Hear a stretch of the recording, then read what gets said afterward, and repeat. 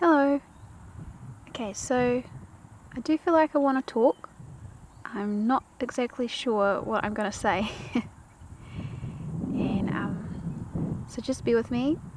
I'm a bit out of it today. My brain is really dizzy again, so just sharing that so you understand if I'm like all over the place. It just feels like I've been punched in the head. I don't know what's going on, but I can still hear the spirit clearly and things, so I just can't speak like sometimes to make sense of what I'm thinking because my brain's all confused. Okay.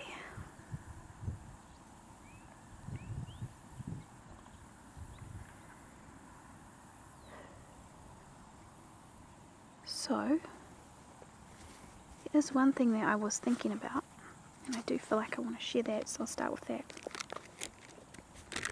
Okay, so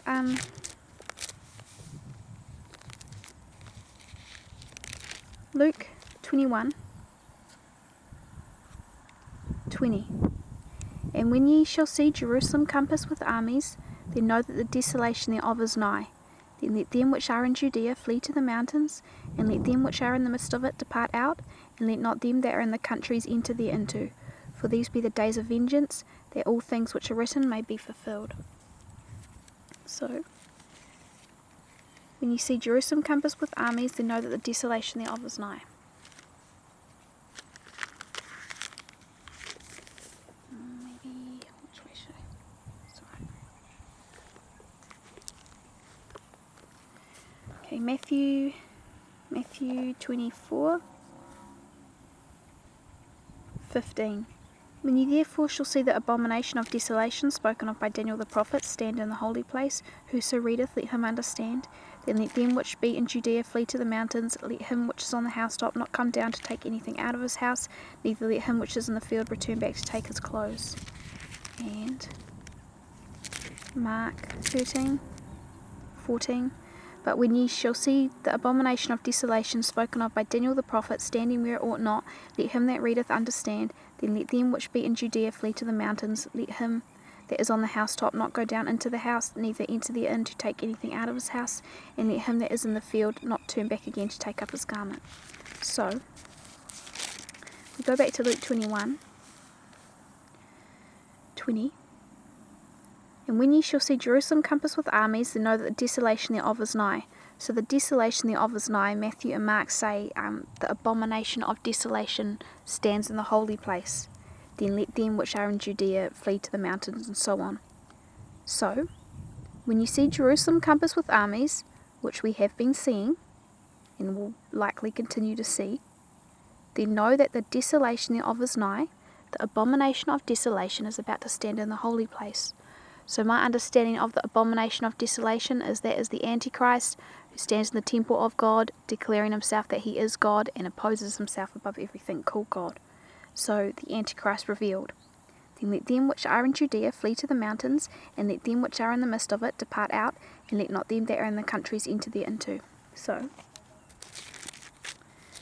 Luke 17:30. Even thus shall it be in the day when the Son of Man is revealed. In that day, he which shall be upon the housetop, and his stuff in the house, let him not come down to take it away, and he that is in the field, let him likewise not return back. Remember Lot's wife. So that's a picture of what it will look like in that day. He that is on the housetop, and his stuff in his house, let him not come down to take it away. He that is in the field, let him likewise not return back. So, back to Mark 13.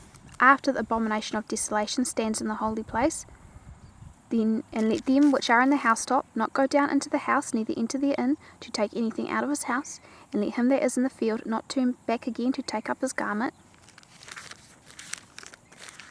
Matthew 24. After the abomination of desolation stands in the holy place, then let them which are be in Judea flee to the mountains, into the mountains. Let him which is on the housetop not come down to take anything out of his house, neither let him which is in the field return back to take his clothes. So that is a picture of the day of the Lord. So what this is saying, how I understand it, is When you see Jerusalem compassed with armies, which we have been seeing, then know that the desolation thereof is nigh, the abomination of desolation is about to stand in the holy place, the Antichrist revealed, then the day of the Lord. So the Lord has given us all these signs, and all the signs that he has given us has been happening all around us, and the things that he has said will happen, and these are his signs that he has given us to tell us how close he is. He is telling us that he is really, really, really, really close. Now, so when we go to 2 Thessalonians, I've spoken about this in another video, but I won't get into detail, but it says in 2 Thessalonians, let no man deceive you, for the day of the Lord, when he comes and gathers us to him, shall not come, except there come the falling away first, the apostasy, and that the son of the ruin, the man of the sin, be revealed. So 2 Thessalonians in the Interlinear Bible, which is meant to be the original Greek, original Hebrew, the second part of that is worded quite differently to the way the King James Bible, for example, is worded, and it does not give me the impression that the bride is taken before these things happen. That whole passage is saying, let no man deceive you, for that day shall not come, except there come the falling away first, the apostasy, which has been happening, people are falling away from the faith, and that the son of the ruin, the man of the sin, be revealed. So that supports what I just read to you. So that's what I believe he is saying. So he is saying, because we're seeing Jerusalem compassed with armies, that the Antichrist is about to be revealed. Then he will come. So he's coming very, very, very, very soon. Now, I don't know how long it will play out, if it's a month, if it's 2 months, if it just happens very, very quickly, but he is telling us he is coming. Now, he says, and when these things begin to come to pass, then look up and lift up your heads, for your redemption draweth nigh. So likewise ye, when ye see these things come to pass, know ye that the kingdom of God is nigh at hand. He's at the door. Now, I'm just going to go to... go back to Luke 17.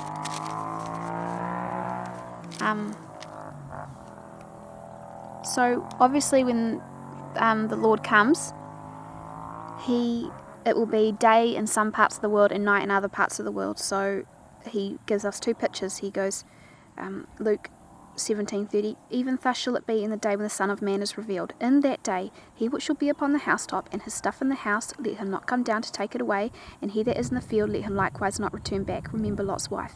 Then it goes on to say, I tell you, in that night there shall be 2 men in one bed, the one shall be taken and the other shall be left.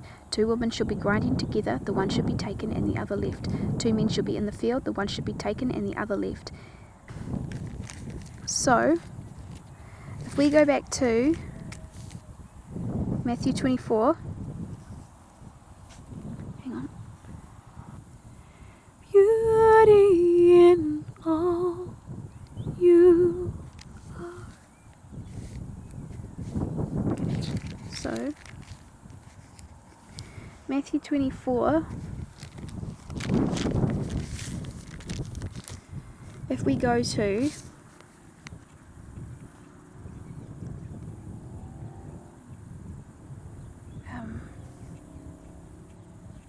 37, Matthew 24:37.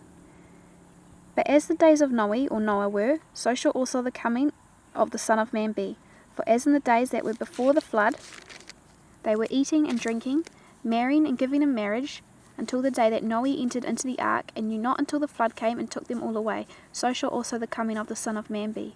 So people were eating and drinking, marrying and giving in marriage. They were going about their daily lives. They were caught up in the world. They were distracted. They have no idea. They're completely caught off guard. So shall also the coming of the Son of Man be. Then shall 2 be in the field, the one should be taken and the other left. 2 women shall be grinding at the mill, the one should be taken and the other left. Watch therefore, for ye know not what hour your Lord doth come. then it says, "But know this, that if the good man of the house had known in what watch the thief would come, he would have watched, and would not have suffered his house to be broken up. Therefore be ye also ready, for in such an hour as ye think not the Son of Man cometh. Who then is a faithful and wise servant, whom his Lord hath made ruler over his household, to give them meat in due season? Blessed is that servant whom his Lord when he cometh shall find so doing. Verily I say unto you, that he shall make him ruler over all his goods. And if that evil servant shall say in his heart, My Lord delayeth his coming, and shall begin to smite his fellow servants, and to eat and drink with the drunken, the Lord of that servant shall come in a day when he looketh not for him, and in an hour that he is not aware of, and shall cut him asunder, and appoint him his portion with the hypocrites. There shall be weeping and gnashing of teeth." So, an evil servant, so a servant of him is someone who says they believe. So an evil servant who says in his heart, My Lord delays his coming, so does not believe the Lord is coming, even though he's given us all these signs and he's speaking. He shall begin to smite his fellow servants, and to eat and drink with the drunken. So I guess that, that can also mean to mock his fellow servants, who are warning, and to eat and drink with the drunken, to be caught up in the distractions of the world, and to partying it up, saying the Lord isn't coming.